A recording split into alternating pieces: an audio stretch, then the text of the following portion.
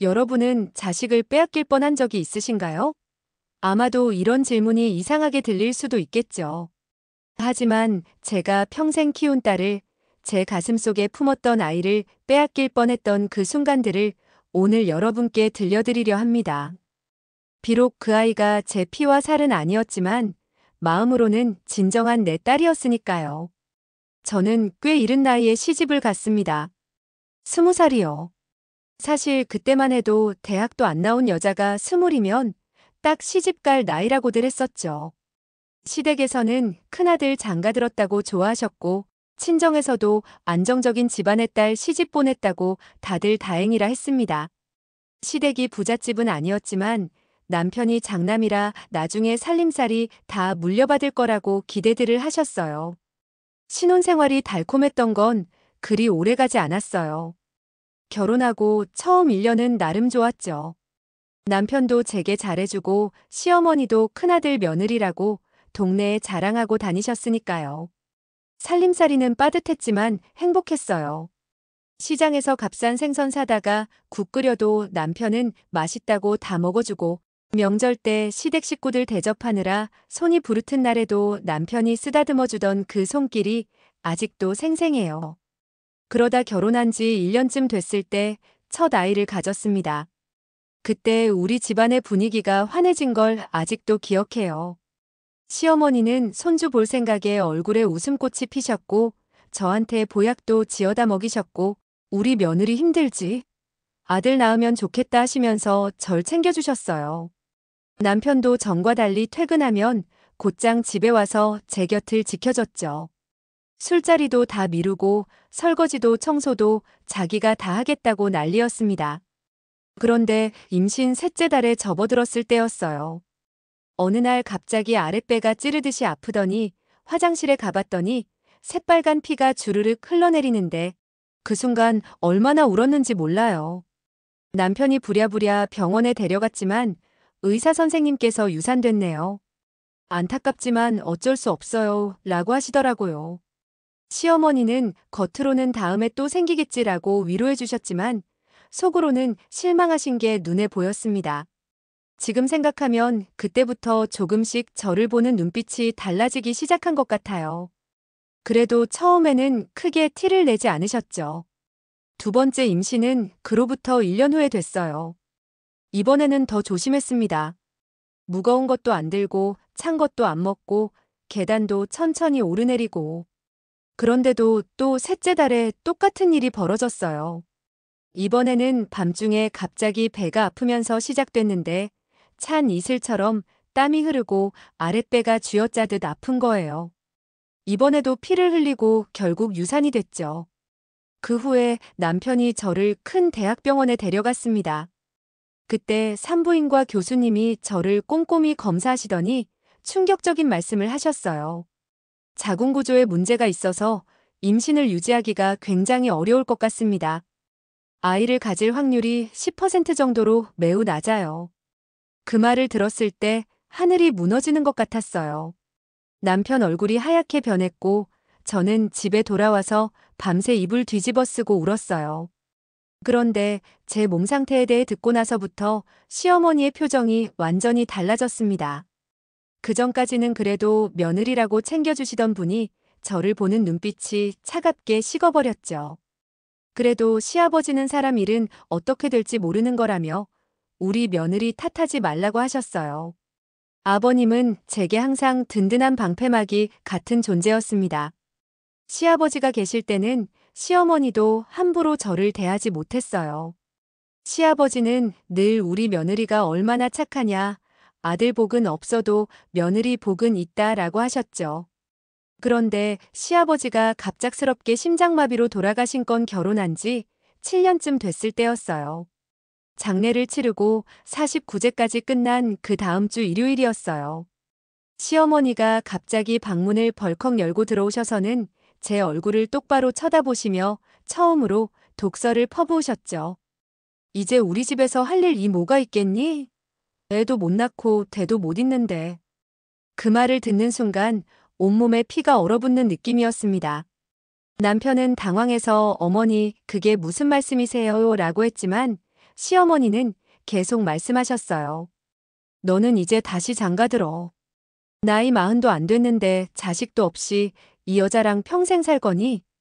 그 순간 남편이 어떻게 대답할지 그 한마디에 제 인생이 달려있는 것만 같았습니다. 남편은 잠시 침묵하더니 어머니, 저희 부부 일에 너무 간섭하지 마세요 라고 했죠. 그 말에 시어머니가 문을 쾅 닫고 나가셨어요. 그날 밤 남편은 저를 안아주긴 했지만 그의 눈빛에서 흔들림이 보였어요.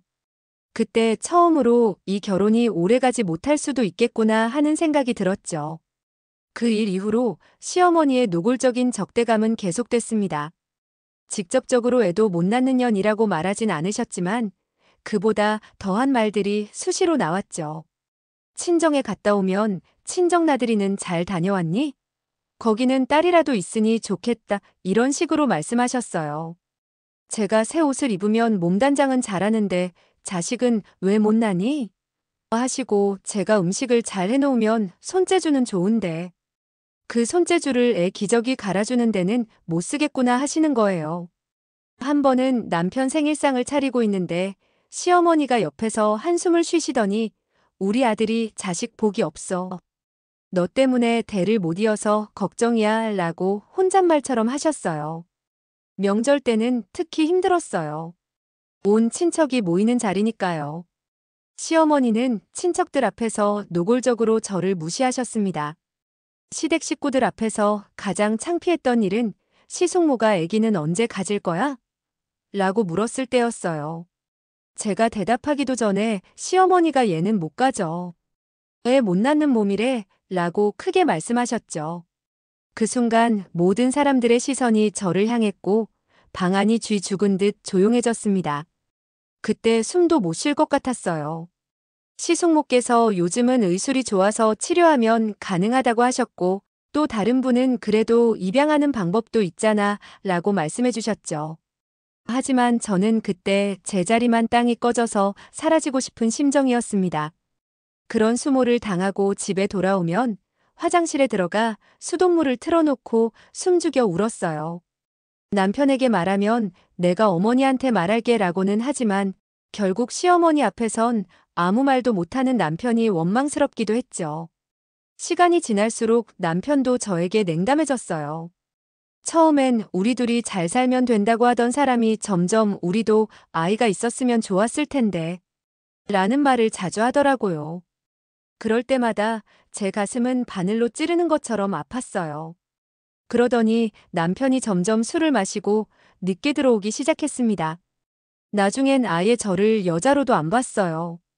술 취해서 들어와선 어차피 애를 갖지도 못하는데 너랑 할 필요가 있냐며 대놓고 다른 여자와 시간을 보내겠다고도 했습니다. 그렇게 20년을 참고 살았어요. 왜 참았냐고요? 그 시절엔 다들 그렇게 살았으니까요. 이혼한 여자가 어딜 가서 사람 대접 받겠어요? 친정에 가도 눈치 보이고 일자리를 구해도 제대로 된 곳은 안 받아주고. 그래서 참고 또 참았죠. 그러다 40이 되던 해 더는 못 참겠더라고요. 사람이 참을 수 있는 한계라는 게 있잖아요. 20년 동안 매일같이 애도 못 낳는 여자라는 말을 들으며 버티다 보니 어느 순간 거울을 보면 어느새 주름이 깊게 패인 얼굴에 생기라고는 찾아볼 수 없는 눈동자가 저를 쳐다보고 있더라고요. 그리고 결정적으로 남편이 바람을 피고 있다는 사실을 알게 되었습니다. 그날은 남편 회사 부부동반 야유회가 있었던 날이었습니다. 그전에도 부부동반 행사는 많았지만 제가 동행한 건 그때가 처음이었습니다. 그날 하루 종일 남편 주변에 앉아있던 여직원이 있었어요. 저보다 10살은 어려 보이는 여자였는데 남편을 볼 때마다 얼굴이 상기되고 눈빛이 반짝이더군요. 남편도 그 여자를 유독 은근한 눈빛으로 쳐다봤고요. 제가 화장실에 갔다 오는 짧은 시간에는 둘이 웃으면서 속삭이는 모습도 봤습니다. 그때 직감적으로 저 두 사람 뭔가 있구나 하는 생각이 들었어요. 집으로 돌아오는 길에 남편에게 물었습니다. 그 여직원이랑 무슨 사이야? 남편은 화들짝 놀라더니 무슨 소리를 하는 거야 라고 했죠. 하지만 그날 밤 남편 휴대폰에 메시지가 왔어요. 자정이 넘은 시간이었는데 남편이 씻으러 간 사이에 휴대폰 화면이 켜지는 걸 봤어요. 오늘 아내분 데려오셔서 놀랐어요. 내일 점심시간에 4층 휴게실에서 봐요. 가슴이 무너져 내리는 것 같았습니다. 20년 동안 시어머니 눈치 보며 남편 뒷바라지하며 살았는데 결국 남편은 젊은 여자에게 마음을 뺏겼다는 게 너무 서러웠어요. 그날 밤 남편에게 그 메시지에 대해 물었더니 처음엔 발뺌하다가 제가 계속 추궁하자 결국 인정했어요. 남편이 외도를 고백했을 때 제 속에서 뭔가가 툭 끊어지는 느낌이 들었고 이상하게 눈물이 나오지 않았습니다. 그저 머릿속이 하얘지면서 귀에서 윙 하는 소리만 들렸어요. 남편은 6개월 전부터 회사 여직원과 만나고 있었다고 했어요. 제가 아이를 못 낳으니까 외롭기도 했다는 핑계를 대더군요. 그 말을 들으면서 지난 20년 동안 참고 견뎌온 모든 것들이 순간적으로 무의미해졌습니다. 저는 멍하니 벽지의 무늬만 바라보고 있었어요.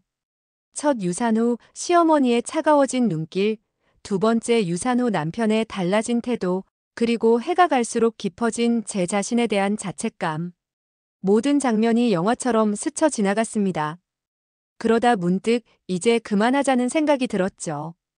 그 순간 마음이 이상하게 가벼워졌어요. 20년 동안 짊어지고 있던 무거운 짐을 내려놓는 느낌이었죠. 저는 조용히 일어나 옷장 앞으로 가서 필요한 옷 몇 벌만 작은 가방에 넣었어요. 그리고 서랍장에서 제 주민등록증과 통장을 꺼냈죠. 결혼하고 나서 거의 열어본 적 없는 통장이었는데 제 이름으로 된 것이니 이것만은 챙겨야겠다는 생각이 들었어요. 손이 떨렸습니다. 한때는 사랑했던 사람을 두고 떠난다는 게 쉬운 결정은 아니었으니까요. 그래도 이제는 돌아갈 수 없다는 걸 알았어요. 남편과 시어머니에게 받은 상처들, 그리고 이제 외도라는 배신까지. 더 이상 참을 수 없었습니다. 소리 없이 현관문을 열고 밖으로 나왔어요. 새벽 3시였죠. 차가운 공기가 얼굴을 때렸지만 이상하게도 상쾌했습니다. 어디로 가야 할지 잠시 망설였지만 일단 근처 모텔로 향했어요. 밤새 잠을 이루지 못했지만 오히려 마음은 평화로웠어요. 아침이 밝았을 때 가장 먼저 한 일은 변호사 사무실을 찾아가는 거였어요. 인터넷으로 미리 찾아둔 곳이었죠. 초라한 모습으로 들어선 저를 50대쯤 되는 여성 변호사가 맞아주었어요. 변호사에게 상황을 설명했어요. 다행히도 합의 이혼이 가능할 것 같다고 했죠. 남편에게는 문자 한 통만 남겼어요. 20년 동안 고마웠지만 이제 각자의 길을 가야 할 것 같다는 내용이었어요. 변호사를 통해 연락하겠다는 말도 덧붙였죠. 예상했던 것처럼 남편은 순순히 받아들였습니다. 시어머니는 많은 악담을 하셨지만 더 이상 그분의 말에 상처받지 않기로 다짐했었습니다. 제 인생의 절반을 바친 결혼 생활이 그렇게 끝났어요. 이혼 후 처음에는 두렵고 막막했어요. 40대 중반의 이혼녀가 새 삶을 시작한다는 게 결코 쉬운 일은 아니었으니까요. 하지만 적어도 더 이상 누군가의 눈치를 보며 숨죽여 살지 않아도 된다는 사실이 위안이 되었습니다. 하지만 친정어머니는 이미 돌아가시고 오빠네 집에 얹혀 살게 됐는데 올케는 저만 보면 한숨부터 쉬었어요. 밥상에 앉는 것도 눈치 보였죠. 한 달쯤 지났을까 더 이상 못 견디겠더라고요. 그래서 오빠에게 독립하겠다고 말하고 그동안 모은 돈으로 동네 시장 근처에 조그만 옷수선 가게를 차렸어요. 결혼 전에 재봉학원 좀 다녔던 게 도움이 됐죠. 처음에는 손님이 없어서 걱정했는데 솜씨가 좋다고 입소문이 나면서 단골이 조금씩 생기더라고요. 그렇게 3년 정도 지났을까요? 항상 양복이나 셔츠를 수선하러 오시던 분이 계셨어요. 깔끔하게 차려입으신 50대 초반의 남자분이었는데 말씀도 조곤조곤 예의 바르게 하시는 분이었어요. 양복 소매 길이를 재면서 이런저런 이야기를 나눴는데 그분이 다음 주에 찾으러 오신다고 하셨어요. 그런데 다음 주에 오셔서는 양복 찾으시고 퇴근 후 커피 한잔 하자고 제안하시는 거예요. 깜짝 놀랐죠. 순간 얼굴이 화끈거렸어요. 40대 중반 이혼녀한테 이런 제안을 하다니. 처음에는 바로 거절했어요. 근데 그분이 실망한 표정으로 다음에 또 오겠다고 하시며 가시는데 뭔가 마음이 짠하더라고요. 일주일 후에 또 오셨어요. 이번에는 와이셔츠 단추가 떨어졌다면서요. 사실 그런 건 금방 고치는 건데 일부러 오신 것 같았어요. 그날도 커피 제안을 하셨고 이번에는 용기를 내서 승낙했어요. 잠깐이면 괜찮을 것 같다고요. 카페에서 알게 됐는데 그분도 이혼하신 분이더라고요.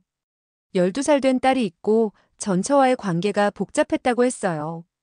저도 제 사정을 솔직하게 말씀드렸죠. 아이를 가질 수 없다는 것도요. 그런데 의외로 그분은 그런 게 중요한 게 아니라 사람이 중요하다고 하셨고 그 말에 제 마음이 움직였던 것 같습니다. 그렇게 한 달, 2달 만남이 이어졌어요. 처음에는 주변 시선이 신경 쓰여서 멀리 나가서 만났는데 점점 당당해졌죠. 1년쯤 지났을까 그분이 청혼하셨어요. 함께 살자고요. 솔직히 망설였어요. 제가 혼자 살면서 겨우 마음의 평화를 찾았는데 또 누군가와 산다는 게 두려웠거든요. 게다가 12살 된 아이가 있다는 건 큰 부담이었어요. 친엄마도 아닌 내가 그 아이를 어떻게 대해야 할지, 그리고 그 아이가 나를 어떻게 받아들일지 한참을 고민하다가 결국 승낙했어요. 그분의 진심이 느껴졌고 무엇보다 저도 외로웠으니까요. 주변에서는 다들 말렸어요. 이 나이에 남의 자식 키우려고 고생할 일 있냐고, 그 나이 아이면 사춘기라 더 힘들다고. 그래도 저는 용기를 내기로 했어요. 20년 동안 참고 살았는데 이제는 제 행복을 찾고 싶었거든요. 그렇게 재혼을 결심하고 남편의 딸 미나를 처음 만났습니다. 남편이 식당에서 셋이 함께 저녁을 먹자고 했죠. 가슴이 두근거리더라고요. 이 아이가 나를 어떻게 볼까 하는 생각이에요. 미나는 학교 교복을 입고 나타났는데 눈빛부터 차갑더라고요. 인사를 건네도 고개만 까딱할 뿐 말이 없었어요. 밥을 먹는 내내 아버지와만 이야기하고 저는 쳐다보지도 않았죠. 그래도 이해했어요.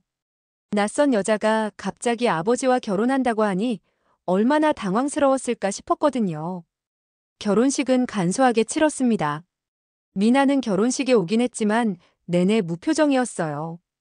제가 다가가려 해도 피하기만 하고 그때부터 이게 쉽지 않겠다는 생각이 들었어요.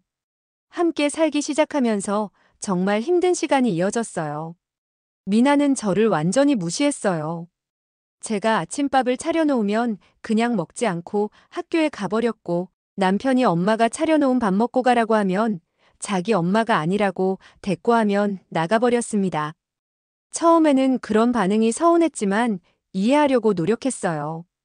12살 아이에게 부모의 이혼은 큰 상처였을 테니까요. 게다가 미나는 친엄마를 많이 그리워하는 것 같았어요. 그런데 남편 말로는 전처가 미나에게 연락도 잘 안 한다고 하더라고요. 그래서인지 미나의 눈빛에는 항상 외로움이 가득했어요. 그러던 어느 날 제가 설거지를 하고 있는데 미나가 친구와 통화하는 소리가 들렸어요. 자신의 엄마가 아니라 그냥 아빠가 데려온 아줌마라고, 자기 엄마는 미국에 있고 곧 자기를 데리러 온다고, 여기 있기 싫다고, 아버지가 엄마를 버리고 이상한 아줌마와 산다고 하더라고요. 그 말을 듣는 순간 가슴이 아팠지만 화를 내거나 하진 않았습니다. 그저 시간이 해결해주겠지 하는 마음이었죠. 그렇게 함께 산 지 1년쯤 되었을 때였어요. 학교에서 돌아온 미나가 평소보다 더 침울해 보여서 말을 건 적이 있었습니다. 오늘 학교가 어땠는지 얼굴이 안 좋아 보인다고요. 미나는 대답도 안 하고 자기 방으로 들어가 버렸어요. 걱정이 되어서 방문을 두드렸죠. 무슨 일이 있었는지 이야기를 좀 하자고요. 그때 미나가 갑자기 방문을 확 열더니 저를 노려보면서 소리쳤습니다.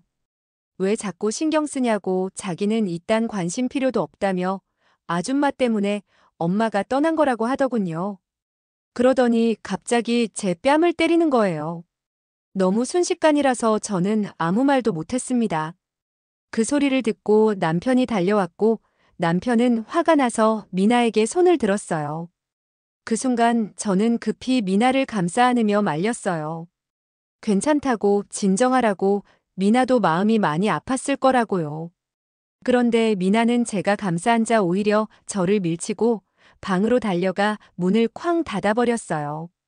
그날 밤 미나의 방에서 흐느끼는 소리가 들려서 문 앞에 서서 한참을 망설이다가 그냥 돌아섰습니다.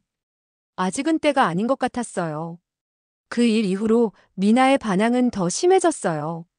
학교에서 성적이 떨어졌고 담임 선생님께 연락이 왔습니다. 미나가 수업 시간에 집중을 못하고 대답도 한다고요. 게다가 친구들과도 자주 다툰다고 했어요. 남편은 미나를 엄하게 다뤄야 한다고 했지만 저는 고개를 저었어요. 그럼 미나가 더 멀어질 거라고, 지금 미나에게 필요한 건 이해와 사랑이라고, 그 아이는 지금 또 버려질까봐 두려워서 그러는 거라고 말했어요. 그러다 남편이 출장을 가고 저와 미나 둘만 집에 있었던 적이 있었습니다. 저녁을 준비했는데 미나가 안 나오더라고요. 방에 들어가 보니 미나가 이불을 뒤집어 쓰고 있었어요. 저녁 먹자고 오늘 네가 좋아하는 김치찌개를 끓였다고 했죠. 미나는 저더러 왜 자기를 신경 쓰냐고 진짜 엄마인 척하지 말라고 했습니다. 지금 아빠랑 같이 사는 것도 잠시일 뿐이라며 언젠가 이혼할 게 뻔하다는 말도 했죠. 그 말을 들으니 가슴이 아팠지만 화내지 않고 조용히 방을 나왔어요. 1시간쯤 지났을까 미나가 조용히 부엌으로 나와 밥을 먹기 시작했어요. 저는 모른 척 설거지를 하고 있었죠. 자기가 한 말이 심했다 싶었는지 밥을 다 먹고는 들릴 듯 말 듯 작은 목소리로 고맙다고 하더라고요. 처음으로 들은 말이라 가슴이 뭉클했어요. 그렇게 조금씩 가까워지는가 싶더니 결국은 문제가 생겼습니다. 어느 날 학교에서 전화가 왔는데 미나가 친구의 지갑을 훔쳤다는 거예요. 담임 선생님이 미나의 사물함에서 친구의 지갑을 발견했다고 했지만 미나는 자기가 훔친 게 아니라고 우기기만 한다고요.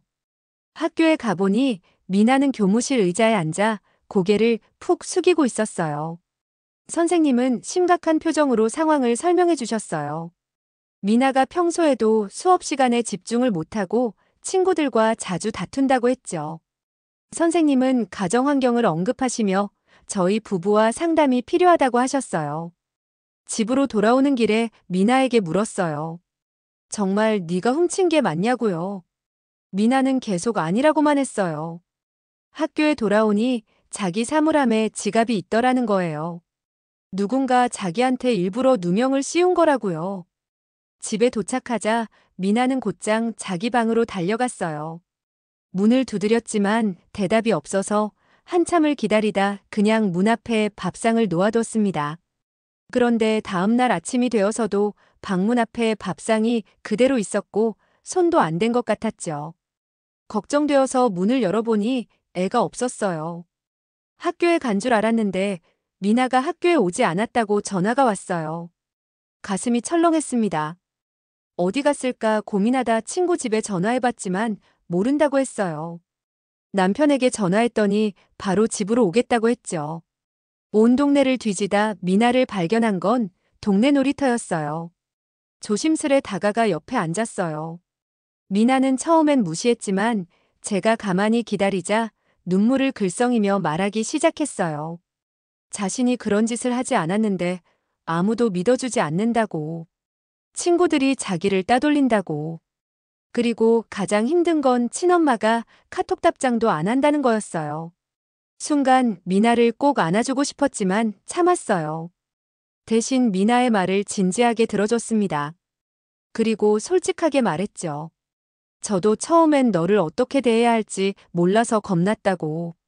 그래도 너를 진심으로 돌보고 싶다고. 억지로 엄마 자리를 차지하려는 게 아니라 그저 옆에서 도움이 되고 싶다고 말이에요. 미나는 한참을 울더니 조용히 말했습니다.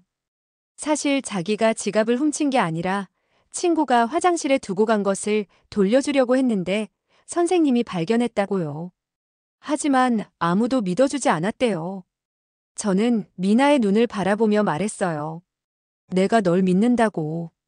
함께 학교에 가서 선생님께 상황을 설명하자고요.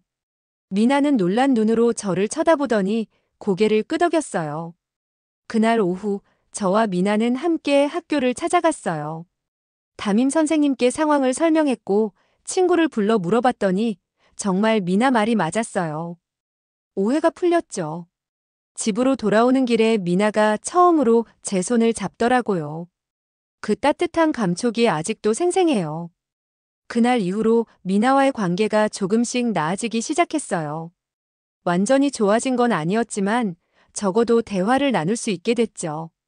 저녁 식사도 함께하고 가끔은 학교 숙제도 도와줬어요. 어느 날 저녁 미나가 학교 미술 숙제를 하고 있었어요. 가족 그림을 그리는 건데 처음에는 아빠만 그리더라고요. 그러다 문득 저를 바라보더니 조심스레 물었어요. 같이 그려도 되냐고. 눈물이 핑 돌았지만 꼭 참고 웃으며 고개를 끄덕였죠. 미나가 그린 그림에는 아빠, 미나 그리고 제가 손을 잡고 있었어요. 그림 아래에는 우리 가족이라고 적혀 있었죠. 그 그림을 보는 순간 눈물이 왈칵 쏟아졌어요. 미나는 당황해서 저를 쳐다봤지만 곧 따뜻한 미소를 지었어요. 시간이 지나면서 미나는 점점 마음을 열기 시작했어요.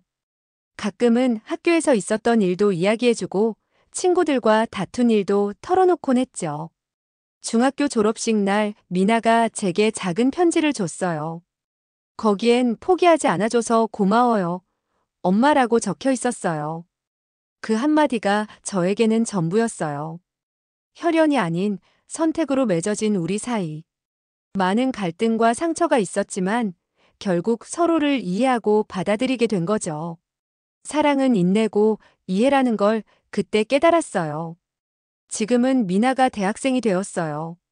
물론 가끔 다투기도 하지만 그건 어느 가정에나 있는 일이죠. 중요한 건 우리가 서로를 진심으로 아끼고 사랑한다는 거예요. 피가 아닌 마음으로 이어진 가족. 그것이 제가 찾은 새로운 행복이에요. 안녕하세요. DJ 담비입니다. 진짜 첫 번째 결혼 생활 들으면서 시어머니한테 너무 화가 나더라고요.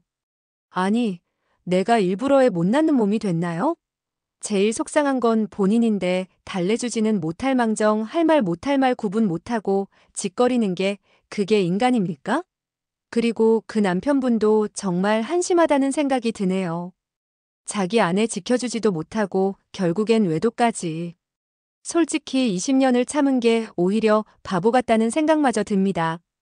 하지만 그런 아픔을 겪고도 다시 용기 내서 사랑을 시작하셨다는 게 놀랍습니다.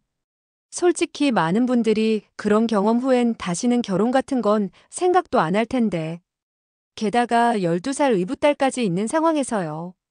의붓딸 미나의 반응도 이해가 돼요. 사실 그 나이 때는 친엄마라도 지지고 볶을 나이인데 갑자기 나타난 새 엄마를 받아들이기란 쉽지 않았을 것 같아요. 그래도 지갑 사건에서 미나를 믿어주신 게 정말 터닝포인트였던 것 같습니다. 아이들은 귀신같이 누가 진심이고 누가 자기 편인지 알잖아요.